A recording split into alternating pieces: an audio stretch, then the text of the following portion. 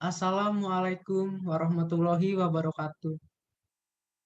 Di sini kami akan mempresentasikan hasil kerja kami, yaitu presentasi yang berjudul Perkembangan Ekonomi Pulau Seribu, yang beranggotakan dengan saya sendiri, Dimas Aryo Putro, lalu Adelin Viniko Yonita, Kania Fasa Salsabila, dan Sufi Prabu Akasi.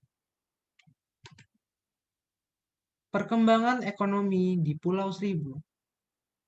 Berdasarkan data jumlah kunjungan wisata bahari di Pulau Tidung Besar pada tahun 2011 sampai 2016 dari Suku Dinas Pariwisata DKI Jakarta, didapatkan informasi bahwa pada tahun 2011 sampai 2014 terjadi kenaikan jumlah pengunjung, di mana pada tahun 2013 sampai 2014 masuk tahap stagnan dengan jumlah kenaikan hanya 2%.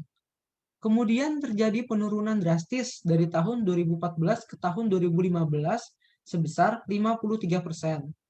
Penurunan jumlah pengunjung yang terjadi di Pulau Tidung Besar menurut masyarakat setempat adalah karena tidak ada lagi penambahan fasilitas dan sarana prasarana yang menunjang kegiatan wisata bahari seperti pada pulau-pulau yang lain.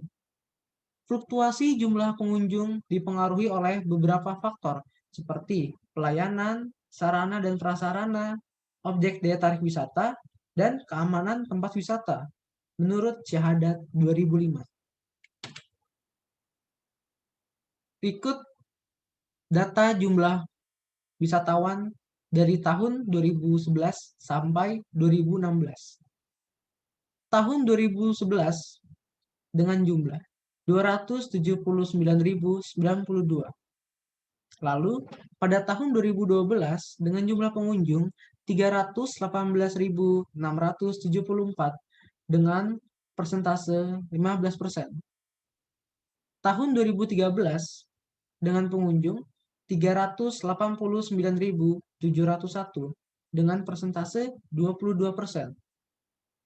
Pada tahun 2014 dengan jumlah pengunjung 399.117 dengan persentase 3%. Pada tahun 2015 dengan jumlah pengunjung 185.989 dengan pengurangan persentase sebesar 52%. Dan yang terakhir pada tahun 2016 dengan jumlah pengunjung 144.764 dengan persentase sebesar 22% yang bersumber dari Suku Dinas Pariwisata Kepulauan Seribu DKI Jakarta 2017.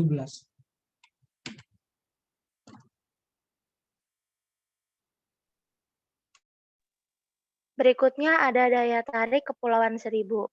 Daya tarik wisata pada umumnya ada pada kondisi alam dan atraksi wisata yang dimiliki Pulau Tidung Besar, yang biasanya dinikmati para wisatawan di Jembatan Cinta. Atraksi wisata Pulau Tidung Besar meliputi beberapa kegiatan.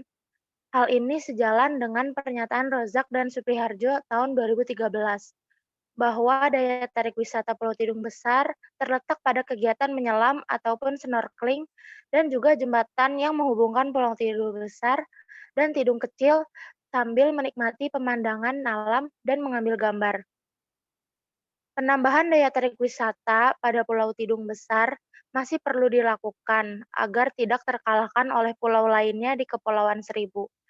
Karena daya tarik wisata menjadi suatu hal yang mendorong kehadiran wisatawan untuk mengunjungi kawasan wisata tertentu, yang juga diperhatikan kelayakan daya tarik tersebut untuk berada di Pulau Tidung, menurut Suwantoro tahun 2004. Berikut ini beberapa foto keindahan Pulau Seribu.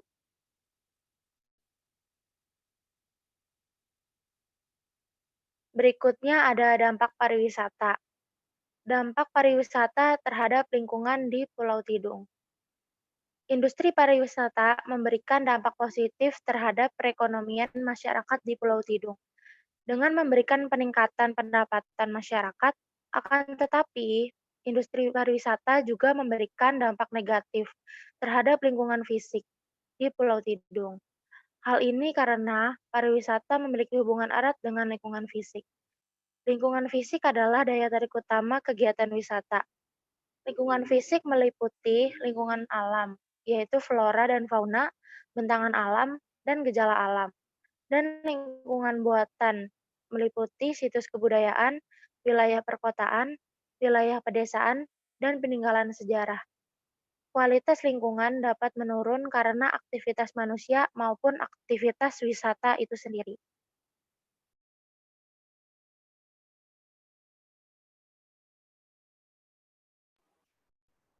Dampak ekonomi kegiatan di Pulau Tidung.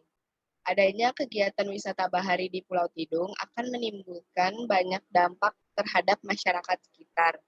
Dampak yang muncul dari suatu kegiatan wisata yaitu munculnya dampak ekonomi.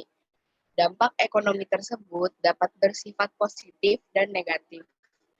Dampak positif yang muncul dari adanya dampak ekonomi dapat bersifat langsung atau direct. Selain dampak positif langsung yang muncul, ada dampak lain yang akan timbul, seperti dampak tidak langsung atau indirect impact. Dampak tidak langsung berupa aktivitas ekonomi lokal dari suatu pembelanjaan unit usaha, penerima dampak langsung dan dampak lanjutan, induced impact. Dampak lanjutan ini dapat diartikan sebagai aktivitas ekonomi lokal lanjutan dari tambahan pendapatan masyarakat lokal.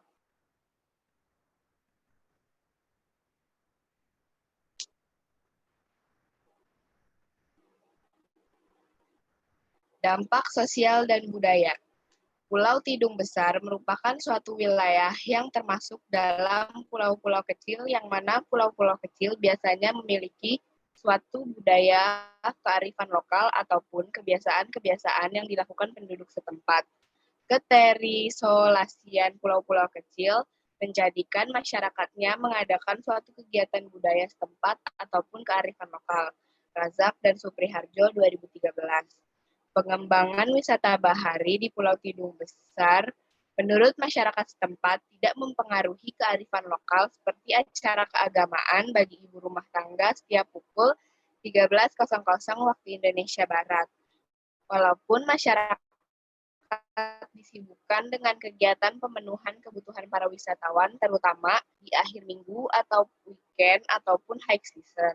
Kehidupan bersosialisasi antar masyarakat Pulau Tidung Besar maupun menurut mayoritas penduduk setempat terdapat perubahan, seperti dalam hal kegiatan gotong royong di mana biasanya seluruh masyarakat ikut serta dalam hal tersebut. Solusi untuk perkembangan ekonomi di Pulau Seribu. Pihak Pulau Seribu harus lebih membuka lapangan pekerjaan bagi warga lokal dan juga sektor pariwisata, memberikan pengaruh serta secara nyata dalam meningkatkan pendapatan dari sektor perdagangan, hotel, dan restoran. Lebih mengembangkan sarana dan prasarana yang ada karena banyak wisatawan yang menginginkan kualitas dan kuantitas atau frekuensi pelayaran yang lebih baik. Pihak Pulau Seribu harus lebih melakukan pembenahan. Pembenahan tersebut yaitu meliputi strategi dan penjabaran serta pesona pariwisata ke dalam segala unsur dan kegiatan pemerintah dan kemasyarakatan. Aksesibilitas di Pulau Tidung Besar tergolong kurang memuaskan dan memadai karena kondisi kapal tradisional yang terkadang mengangkut penumpang melebihi kapasitas sehingga mengurangi kenyamanan.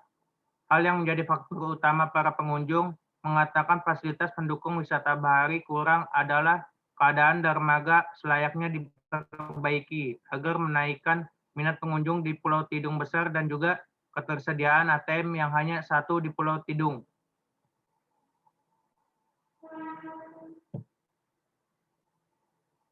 Kesimpulan dan saran. Dapat dikatakan bahwa karakteristik sosial ekonomi wisatawan dilihat dari umur, pendidikan terakhir, jenis pekerjaan, pendapatan per bulan, asal daerah, cara kedatangan wisatawan, dan jumlah rombongan.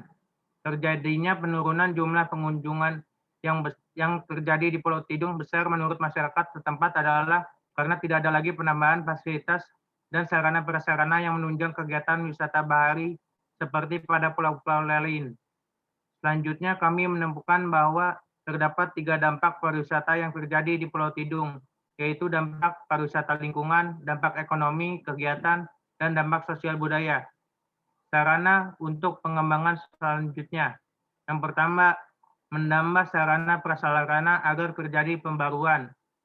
Yang kedua, lebih melibatkan masyarakat setempat agar dampak ekonominya dapat dirasakan bersama. Dan yang terakhir, memperhatikan kembali aksesibilitas antar pulau-pulau di kawasan Pulau Seribu. Sekian presentasi dari kelompok kami. Mohon maaf apabila ada kesalahan. Kami akhiri. Wassalamualaikum warahmatullahi wabarakatuh.